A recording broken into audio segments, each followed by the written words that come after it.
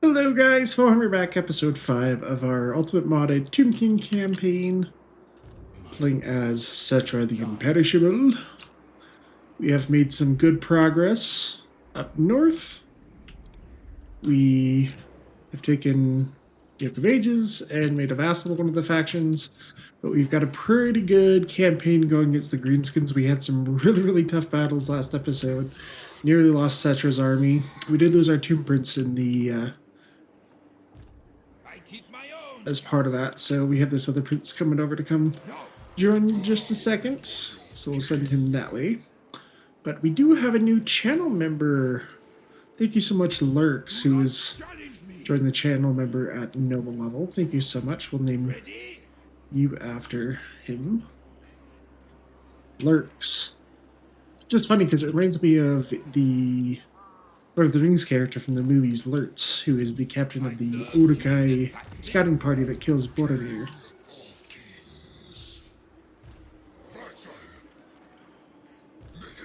So that army will be good to go. Grabbing the Ponchos right here. I decided not to build up Carcassonne at all because it's going to take forever. I think we just concentrate our funds down here.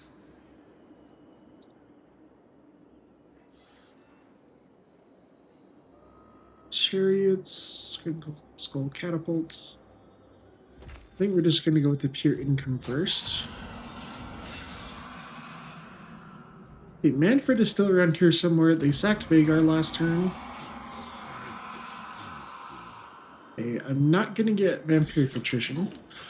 I think it's actually worth it for us to stay outside of the settlement so we get the continuing bonus from channeling stance. And we might get a rebellion here, actually, because the vampiric corruption is so bad. Let's... Yeah, I don't know if this is going to be sacked again. So we're just going to take it off of taxing right now. We could put the army inside to help with the control, but I think it's worth it to get our Winds of Magic high, because that army does rely on magic quite a bit. Etc. Trampler of Ages, now that we have some chariots back in the army.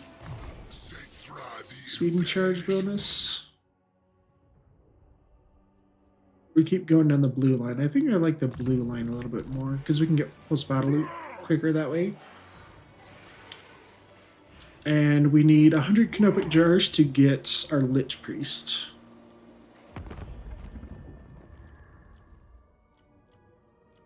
Could do defensive alliances.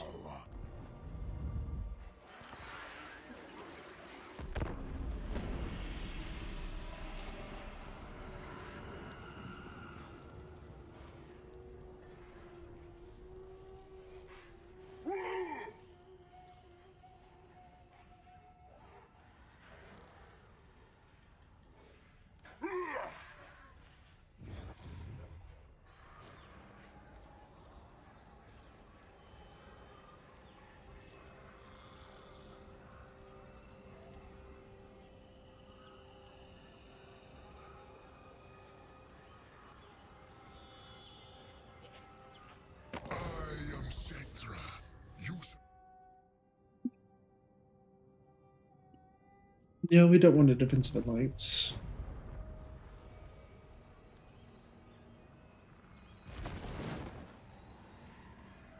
Yes, the Vassal Elves took out Saratoga, which is very nice. Now, when it comes to Grom, we don't want him to be able to keep Heron because that's his Waaagh target, so we don't want him to get that bonus. But he's probably over here, which means he's probably going to Carcassonne, and I forgot to recruit the Lord the turn before. So, Scavenger, or Trustworthy, just diplomatic relations control for local provinces is much better. Post-battle loot and magic item drop chance and stuff like that. Oh, never mind, that's Lore of Light, though. We want want to go for Lord and Hekar because that allows healing. Let's do Cunning. Let's name him after our channel member, Curse of Fate.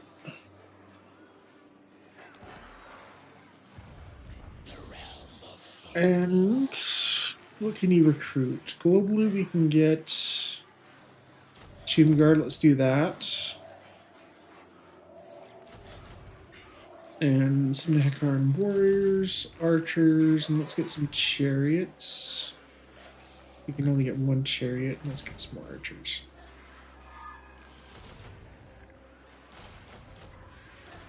Start going for that army. It'll take a while, but yeah, I think we go after Paravon. I think that is my poison to choose because we don't really have a good option to go after Grom.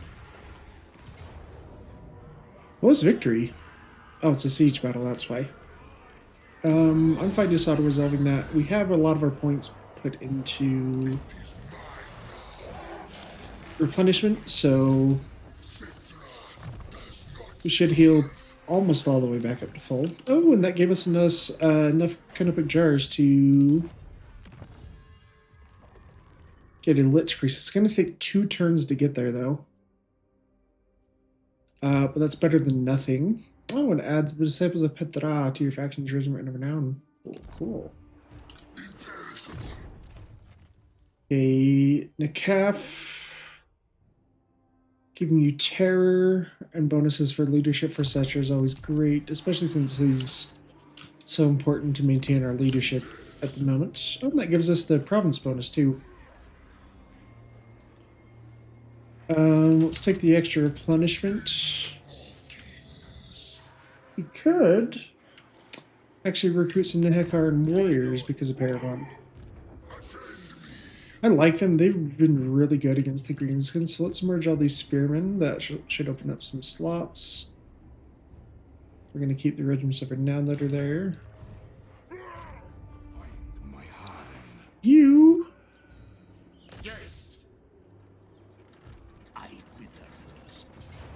Let's take Antok. Shouldn't be too bad.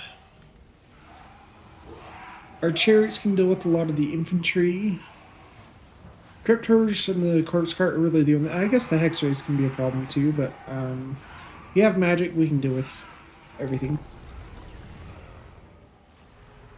We got a pretty good battle against the Vampire Counts. Undead versus Undead. They have fair amount of units. They have a full army, plus some of the settlement garrisons. They got some Hex Race, which can actually be a real big issue. But I think 5 things of Crypt Horrors. Yes, these things are very, very nasty if we do not shoot them to pieces. We don't want to try to kill them in melee, or else we're going to have a hard time. But they have some dire wolves. Not too many skeletal spearmen, several zombies, but they have, of course, the Master Necromancer, but then 2 Necromancers in support. Send your chariots out, try to get some shots off with their archer variant on top of the Hex Race. Felbat's trying to block us and get us tied down for a charge from the Hex Race, which we do not want to do. With our chariots over here, we're going to go after the dire wolves because that's a really prime target for us, but they kind of retreated back into the skeleton spearmen, which we're going to try to avoid. Yes, the Hex Race have our chariots in their sights.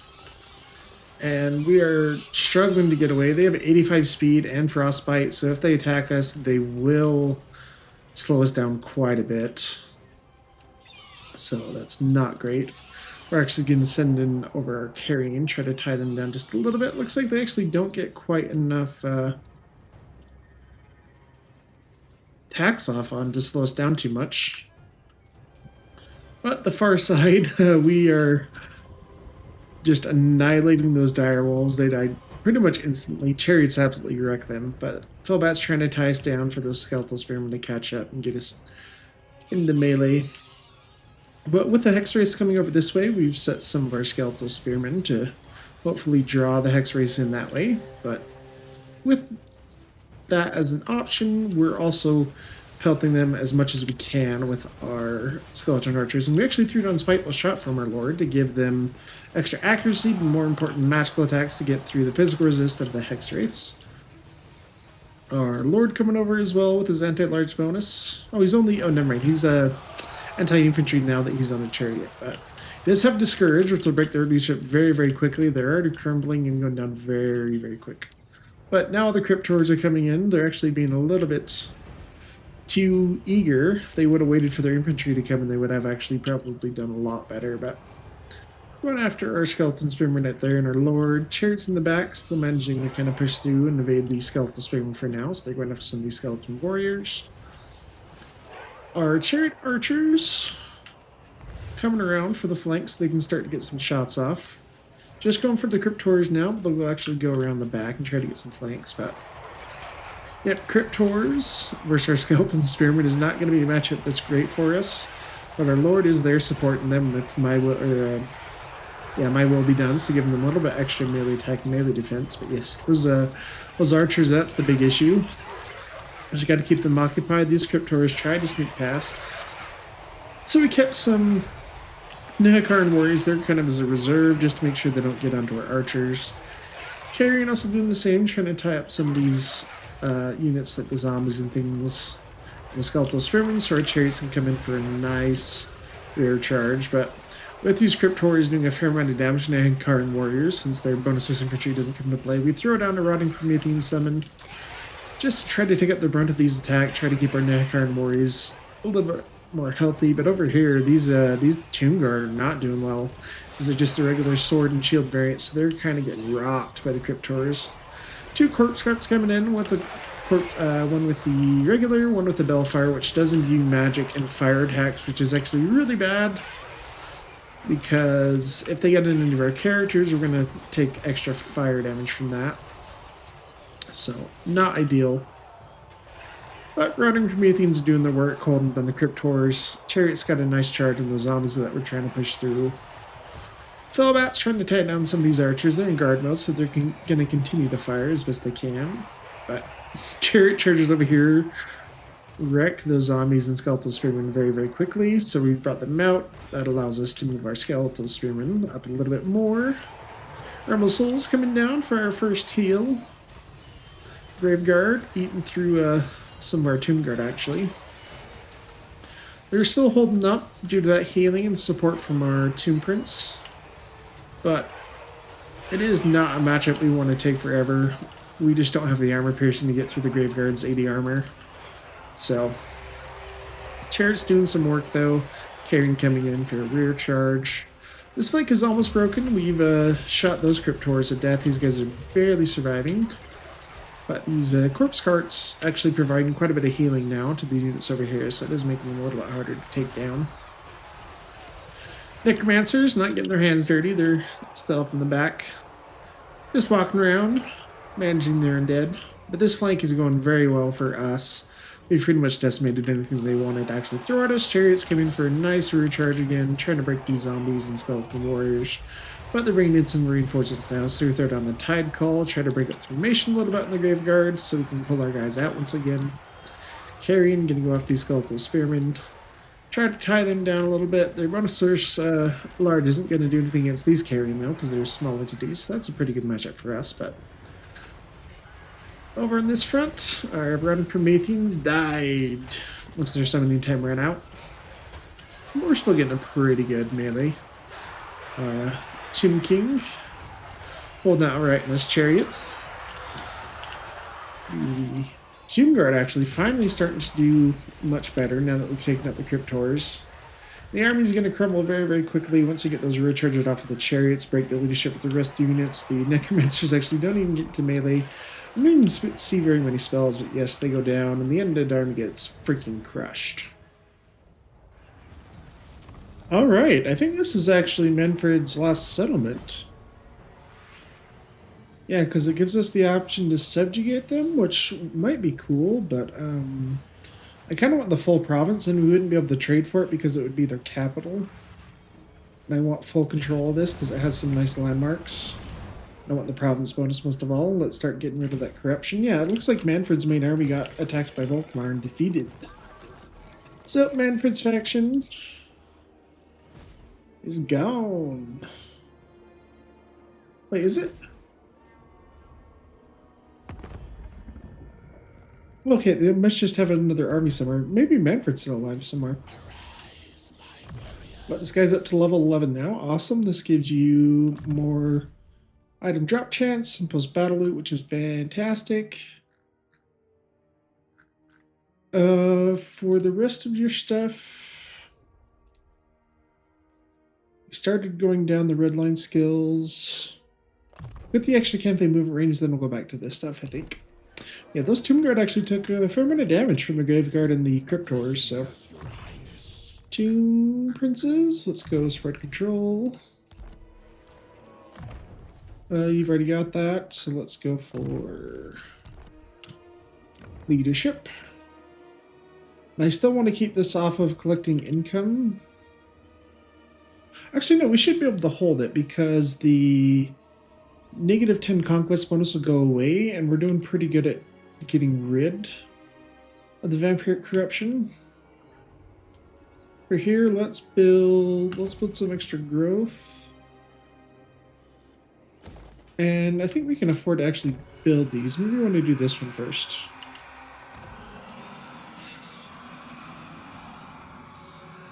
We'll build up Khemri, first of all.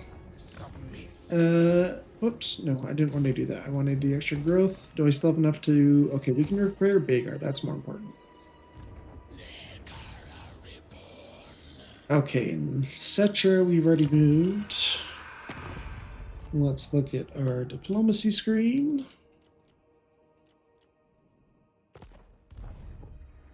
And let's take a gander over here, kind of see what's going on. Oh, Minor Dwarf faction actually still holding out, but I think this is a Rakov dynasty that is hidden.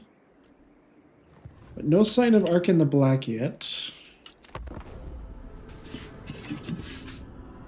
I'm really curious about Grom the Paunch. Grom the Paunch is very, very dangerous. Because not only is he really tough to kill normally, but he gets regeneration.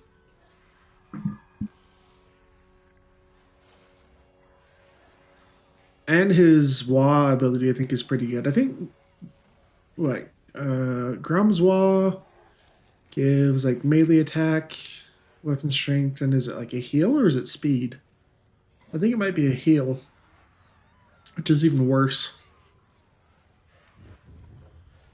Okay, there's Grom. He's chasing Cetra down, it looks like. He also had another army pop up near Athaloran. Okay, it's Arnesna herself, actually. She not at work, Bellegarde? No. That's interesting. So she's coming after this stuff again. Our vassal did lose pretty much his entire army. We'll get that Lich Priest next turn.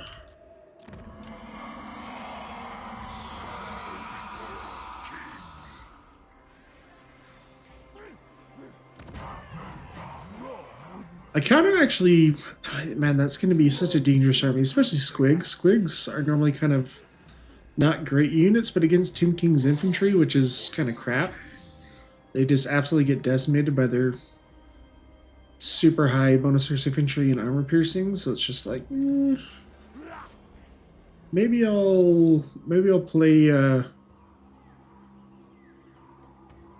What turn is it? It's turn 17, so he probably has like 5 more turns on his Waaagh.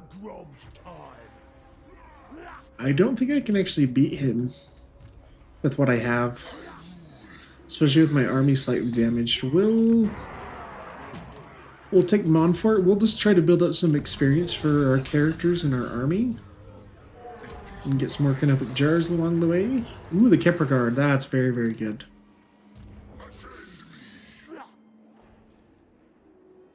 Plus, we can, like, sell some of this. Like, if we sell Paramount to Durthu.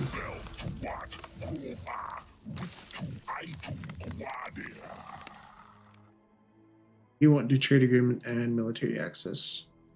I don't want to do a defensive alliance. We'll do those two. And we'll pay 7,000 for those. Paravon? Oh, yes. That probably means Grom the Paunch is going to come straight for Carcassonne, though. We'll try to build it up. The territory up here takes... Oh, actually, where do we want that growth? We want to put that into Casabar next turn, because then we can start to get some of its landmarks. So we're going to save our growth right there. We'll upgrade the smaller stuff, though. Khemri, upgrade this so we can start getting some Shaft Great Bows and Necropolis Knights. That's something with the Agamuk's Tomb Kings Extended, is that it changes some of the recruitment for the Tomb Kings. So all of your cavalry is in a single line, and then all of your lower tier constructs are the same. So like your Shopti and Spulchral Stalkers being the same thing now, so you don't have to wait to like tier 3 and tier 4 to get Spulchral Stalkers, which are not worth it at that point. So I think this is a great change.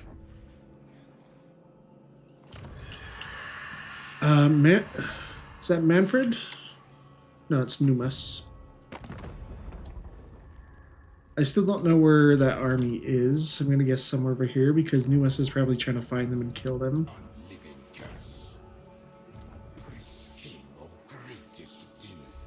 Alright, we're going to move up. Hopefully we can take the Black Pyramid, Black Pyramid of Nagash soonish. Although Greenskins, ooh, looks like Tic-Tac-Toe got wiped out pretty quick. My will be done.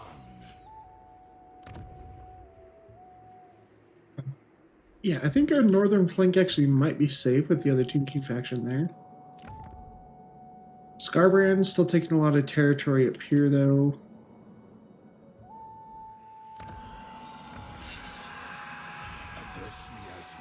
I think actually, oh man, going after another Greenskin faction could be dangerous. If they're having a Waaagh as well. It looks like they are. So I might wait on that. Let's try to go after the Black Pyramid.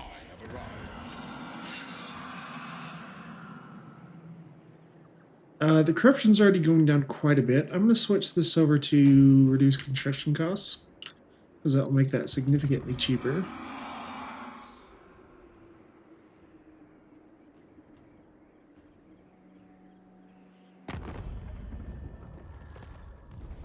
Oh, can we sell? We could sell Quenelles as well, which is probably...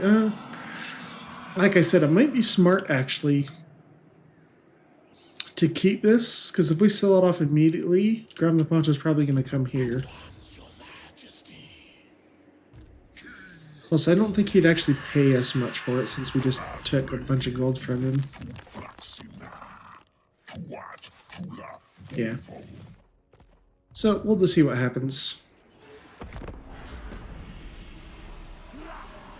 If not, it makes Grom take an extra stop on his way to Carcassonne.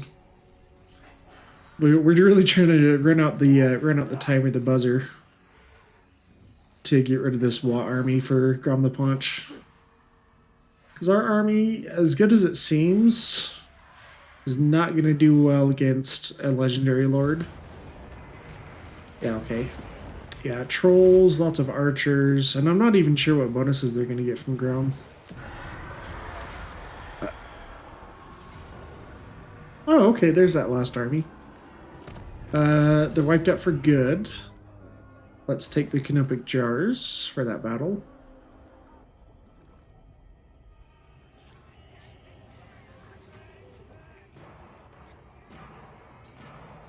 Okay, another army of Grom, though. Looks like this one is newer because it does not have a Waaagh. Because I think we probably wiped out his other two armies.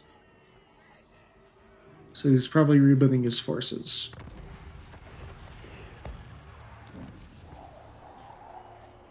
The nice thing about giving Paravan to Durthu too is that this is his Waaagh target.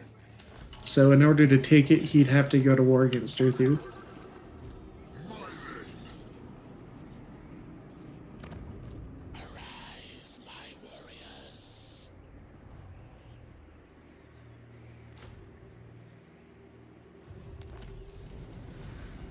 Okay, we can get our Lich Priests. Let's do that right now. Okay, Cetra can cast healing, so we probably want something that's more damage oriented. Lord of Death can be pretty good for that. Lord of Light actually is not bad. for exorcism, because exorcism gives us bonus leadership. And Winds of Magic Power Reserve +6 is not amazing. This is actually pretty good though. Melee defense +20 and speed and slippery. I actually really like that. Let's get that one.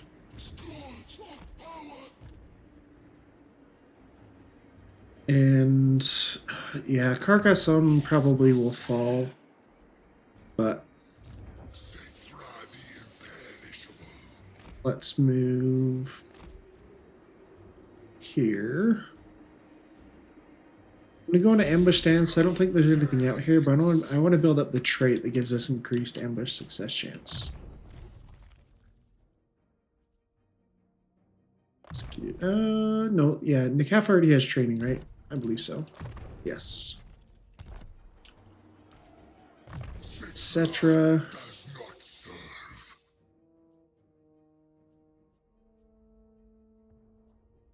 Sacking.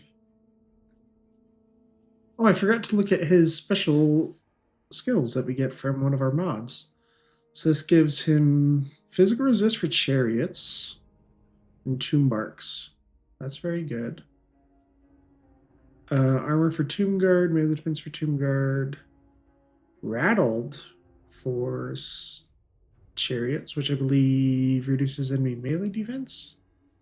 The speed and gives them terror. That's very good.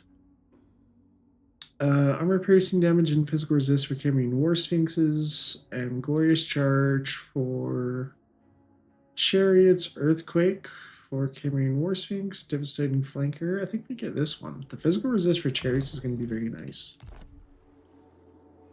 And for our technology, we can get a Necrotech 2. That'd be nice to start leveling one of them up. We have enough Tomb Princes, I think. And we have a fair amount of gold surplus at the moment, so let's get the Necrotech. We might actually stick him down south, too. Oh, dang, I needed that money. Never mind. Let's go over to... This gives melee attack for Ekaran warriors and chariots. Let's do that one, actually, right away. That gives us the gold to upgrade Kasabar. Fantastic. We'll switch this back over to growth. Corruption is going to go away entirely next turn, so... the Black Pyramid is at turn 18. It's probably got up another tier, so it's going to be much harder to take. And where do we want to go? You will taste the righteous Probably after Volkmar, actually. Because he's going to come at us eventually. So we'll start moving out towards him. Pioneer of progress.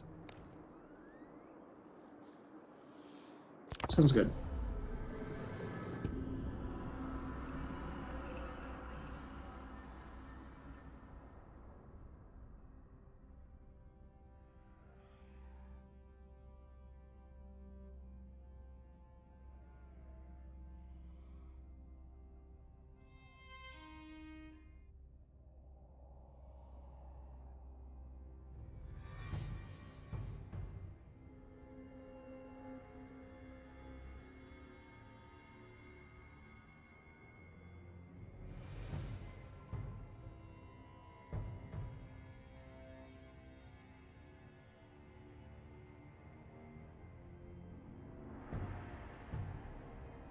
Okay, there's Volkmar. Oh, choice of servants. A Tomb Prince, Necrotech, and Lich boost into your throne room and offer themselves in your service. Or we could just take money. I don't think we need another Tomb Prince, and especially I don't think they'll benefit from the recruit rank, so that's probably not worth it.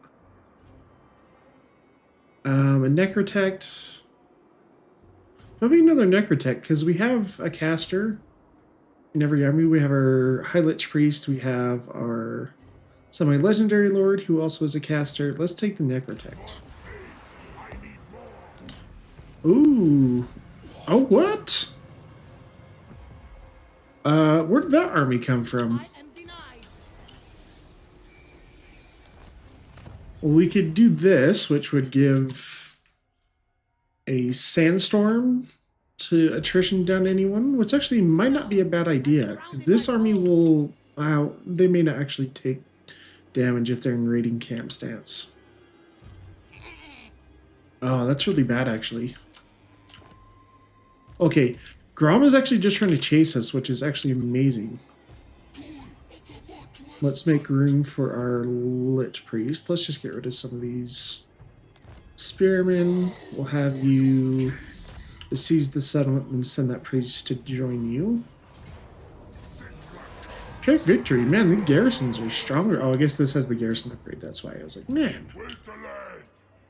Come on, let me select you. And we'll sell this one to Dirthu. You probably won't pay as much for it since it is not a part of the province. Or what about the Empire? What if we sell it to the Empire? I will hear your petition, but make no promises to act on it. Yeah, a trade agreement. Actually, let's do non-aggression too. Let's see how much we get with the non-aggression. 2,400? Yeah, that's fine. Because we have really negative relations with the Empire due to starting in Britonia. So I'm fine with that. We'll look at that one in just a second. We've got the bonuses for Nehekaran Warriors and Chariots. Let's get the other Necrotect. Do I want to build this up? Or save... I think this gives slightly more growth. 5 more growth. Let's do that, and we'll stick into growth building in there as well. Let's level you guys up. Training. I don't think is as important with this army right now. So let's look at champion stuff. What was our... Oh, our other Tomb Prince that was with Setcher got wiped out. So we need to choose completely different ones. So charge bonus, post-battle options. I think this is one that we liked quite a bit for the post-battle loot. And sundering attacks. But against Volkmar, I don't think we quite need that if he has lots of flagellants. That was not as useful against flagellants either. Control. Or piercing, extra casts of your bound ability. A heal. When you're maxed out, though, it's only at rank 20. So at the first ranks, it's probably not worth it. Yeah.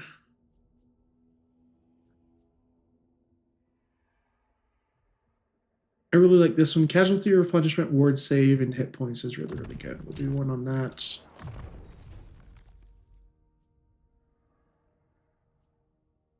And we'll do the other one with post-battle. Post-battle loot.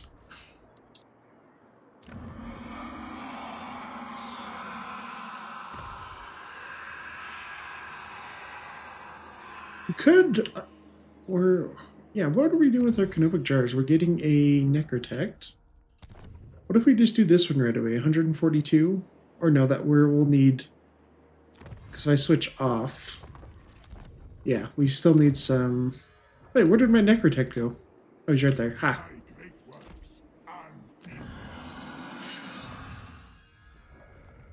Yeah, I'm going to build this up first. We'll get Canopic Jars a little bit later. Let's go for more growth there. This gives us more Tomb Guard, and this just gives us slightly more trade resources. The construction cost faction wide will come into play later on a little bit more.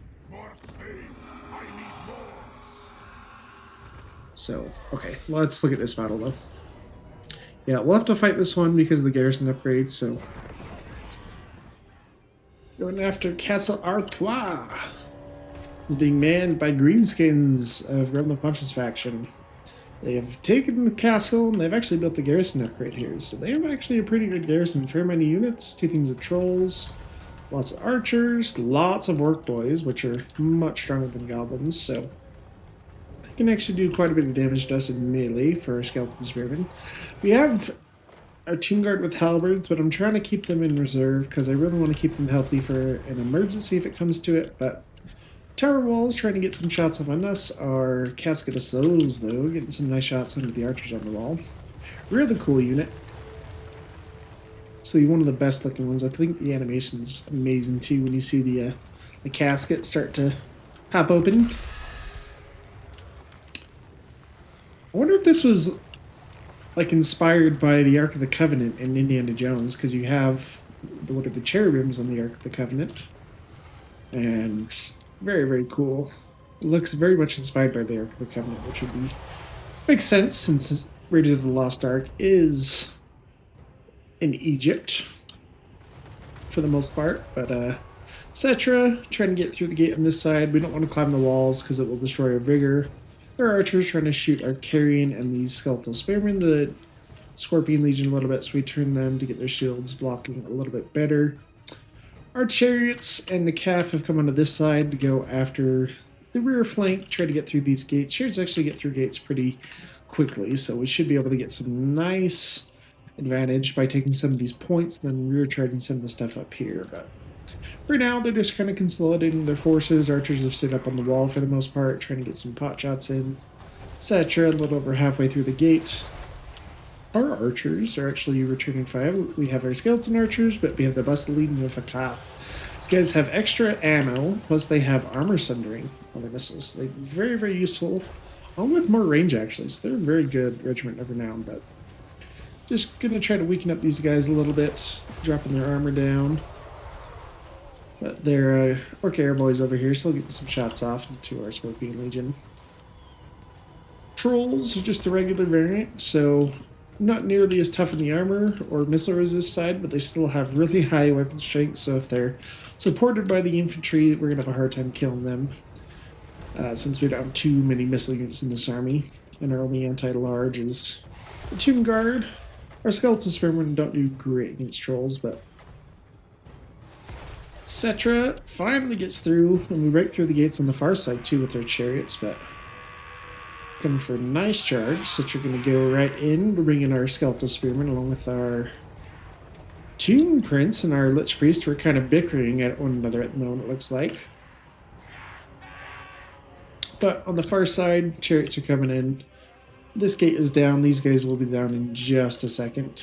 We'll try to capture these points and go after some of these Orc boys. But Casket of Souls, we can send them up a little bit. Nice volley there. Actually kills quite a few and hurts them quite a bit. It's 69 kills. Nice. But now we have the Golden Host of Marduk moving in, and the Zandri Black Shields. Two of our early rhythms of renown. We're going to boost them with the first incantation of Digigaff for the Cursed Blades, just to keep our army as healthy as possible. Cetric can cast that the entire game, the entire battle for 2 wins of magic. So basically we want to keep that active for as long as possible to make sure that Restless Dead passive is going off. But infantry's moving up here in the calf. These chariots coming for a very nice charge against these Orc boys. Grabbing the top of their capture point as well. Over here, these guys have sent some trolls actually, which is not something we want to fight with chariots, so hopefully we actually are able to avoid them. They do catch us a little bit, I think, when we were trying to go after this control point, but we'll do our best there. The calf providing some nice buffs. He's very, very good in combat, but he does take quite a bit of damage, I've noticed, in our battles. But most of the greenskin force is concentrated over here. Casket of Souls, really nice volley there in those Orc boys. But Citra looks like maybe he got bugged in the replay, because in the actual battle he was moving through quite a bit, so a little bit unfortunate to see. But I think our heroes are moving in though. We have our Nehekar and Warriors moving up. These guys have been awesome. They were Chads. They got like 600 kills in that really big battle, episode 4.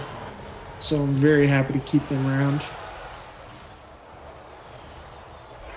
Yep, Citra looks like he did get bugged. That's unfortunate, but on this side, the calf and these guys decimating those.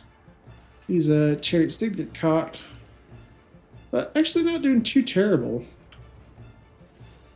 with the ranks that they actually have decent stats, and the trolls are having a hard time, looks like, with their lowered melee attack actually getting through these guys because of their low vigor.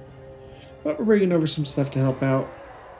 More Orc boys carrying them through, so we're going to keep the calf there and try to pull the chariots out, because they were actually taking a fair amount of damage. We'll try to pull them out and go in for another charge. Chariot took quite a bit of damage from the various archers trying to target it down. But still 9 models left out of 10, so they can still do quite a bit of damage as long as we get them on the right target and don't keep them in super dangerous situations. But Skeletal Spearman trying to get through the trolls. Cetra finally comes in, it looks like. Our Lich Priest and Tomb Prince still doing lots of work. Yeah, these Nehekaran warriors, very, very good. Rank 6, I really want to get rank 7, that'd be nice. But Nikaf, 71 kills. He hasn't got too many charges off because he's just trying to keep those guys in place. But yeah, these chariots kind of got caught, unfortunately, in the replay. That did not pan out exactly the battle. We kind of slipped through the trolls without any casualties. So not quite the exact same, but it's going mostly the same. Siege battles are kind of nasty in replays. They never really want to play nice, but these chariots trying to come down for a rear charge into the back of these goblin archers. Our Casket of Souls looks like getting a little bit of a friendly fire on our guys right there.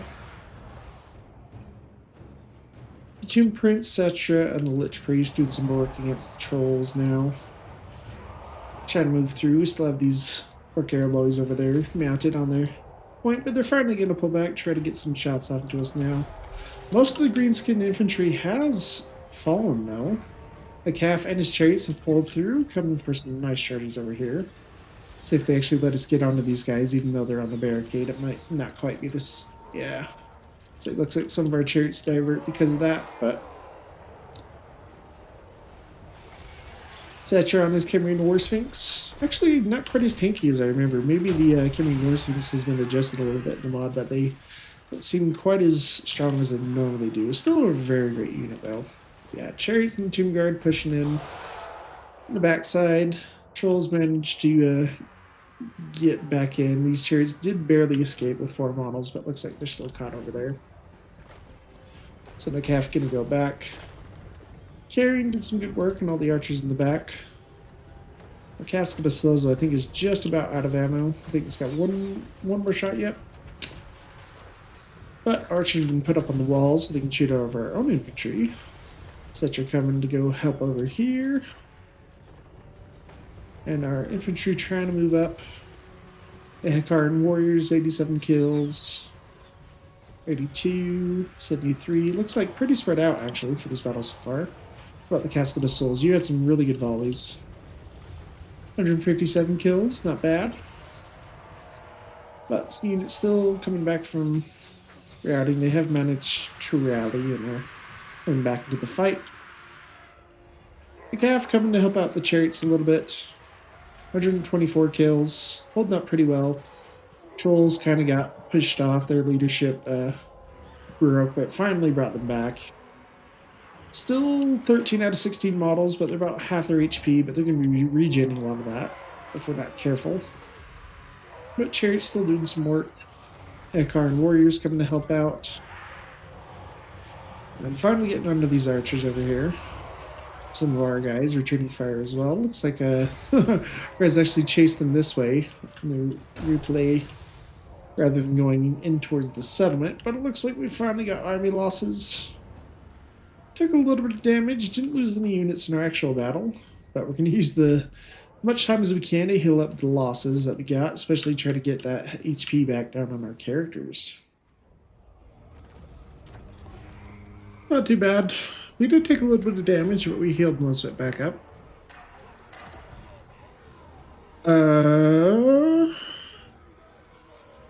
Basically get the same amount of gold if we sack it or raise it.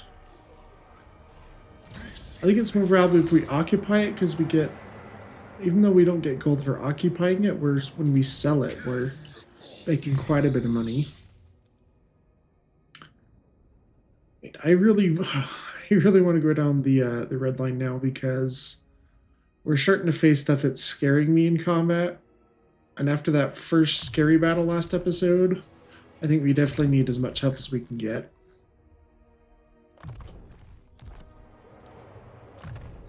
Okay, Lich Priest.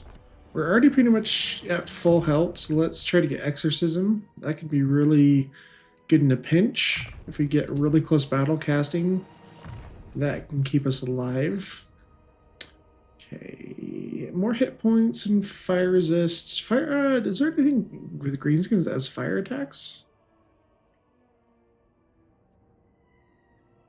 The hit points is only like 200. Let's get the extra leadership actually in charge bonus. I think that's slightly more important. And down here, you can't make this attack this turn, but next turn you should be able to. Let's upgrade Waaagh. Khemri. Need to be a while so we can get to tier 4, but you can almost get Royal Guard chariots. Ooh, greens. Ooh, I didn't see that. They're at war with Zatlan, who's down here, and the Army of the Golden Scare, which is all the way up here, so. That's not good. He's probably going to attack us. What do I have anything building at Antok? No, I do not. Okay, so that's fine.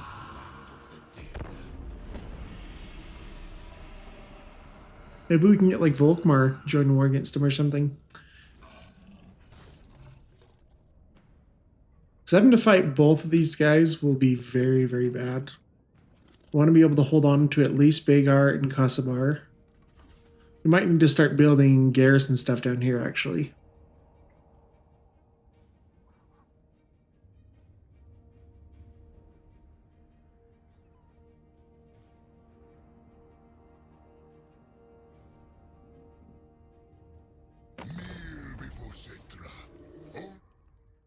Defensive Alliance, no. Taking a military alliance would admit that Cetra is not supreme, so no, we can't do that.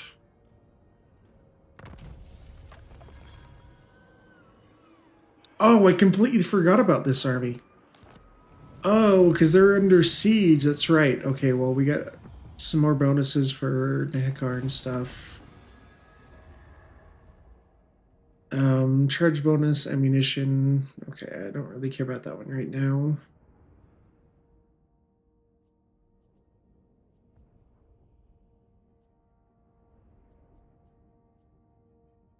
What do we want to go after next? Control for all provinces, income faction wide. Let's unlock some unit upgrades. Plus battle loot. I think Thutep is usually pretty good. Oh no, he's the one that's for the higher ones. Lamazash is the one that buffs Ushapti. He also gives bonuses for Tomb Guard. Pirate Titan. Yeah, the Tomb Guard stuff is going to be very, very nice. I'm going to go after 4th Dynasty. Submit. We wait for now. Okay, Volkmar. Okay, luckily his army's still kind of garbage, and he's not super high level, so the Warrior Priest will not have Soulfire. And Volkmar does not have Soulfire yet. Yes, that is a prime target for us then. But I'm going to look up here real fast and kind of decide what I want to do on that. So we're not going to be able to recruit these guys anyway. They have the greenskins close enough to support though, so we're probably going to lose this army. Let's cancel that.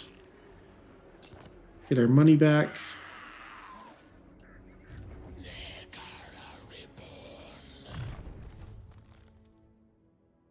See our Lich Priest, are they immortal off the bat? Like Lich Priest are, where they get it really early? Doesn't look like it, so yeah, that's really bad. But we'll go after Bordelot.